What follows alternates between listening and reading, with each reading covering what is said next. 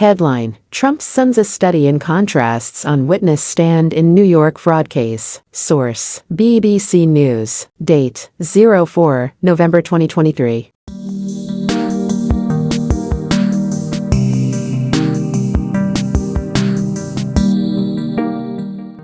Details: Donald Trump's two sons may have dressed the same for their day in court, testifying in the business fraud case that threatens their family's business empire. But their demeanor on the stand could not have been more different. Even Donald Jr. and Eric Trump's ties, both a pale blue, seemed coordinated. The two brothers' testimonies, however, were a study in contrasts. Their public personas are inextricably linked with their father's business and political ventures, but their temperaments and reputations could not have evolved more distinctly. Donald Trump Jr., the eldest, attempted to carry over some of the bravado and humor he displayed on Wednesday into his second day on the stand. He continued to deny knowledge or involvement in the accounting practices that had run afoul of the New York State Attorney General, despite running the company and being a trustee of his father's revocable trust. Rinse and repeat, he replied after a repetitive series of questions from State's Attorney Colleen Faherty. He even appeared to flirt with the courtroom artists during a morning recess. "Make me look sexy," he joked to one of them. Over the last few years, Donald Trump Jr. has molded himself into a younger,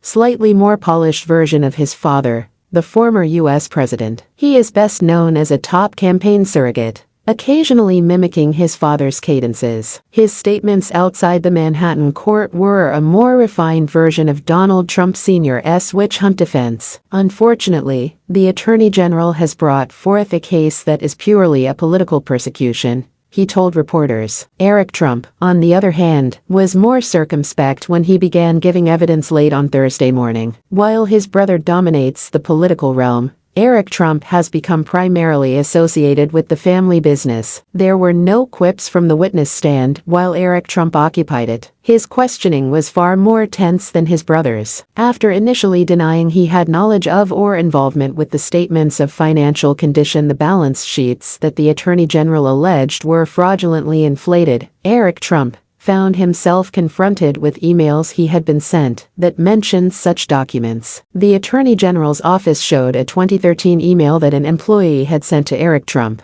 writing that he needed information for statements of financial condition. During one especially heated exchange, Andrew Amer, an attorney for the Attorney General's office, grilled Eric Trump about his knowledge of his father's financial statements. Growing agitated, Eric responded, "We're a major organization. A massive real estate organization, yes. I'm fairly sure I understand that we have financial statements. Absolutely." He later added, "I had no involvement and never worked on my father's statement of financial condition." Unlike his brother, Eric Trump did not schmooze with court staff during the breaks. Instead, he stood in front of the defense table, shifting his weight back and forth as he waited for the judge to return. Despite their differences, the brothers' fates are intertwined. They run their father's business empire together as executive vice presidents of the Trump Organization. Both are now named in the New York Attorney General's lawsuit that claimed the business engaged in widespread fraud, and both could potentially lose their ability to do business in New York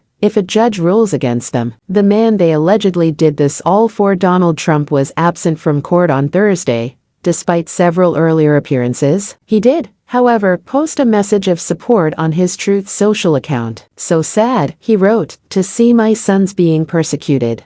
Thanks for watching. Please like, comment, and share. Don't forget subscribe and click the bell button to get update news reminder.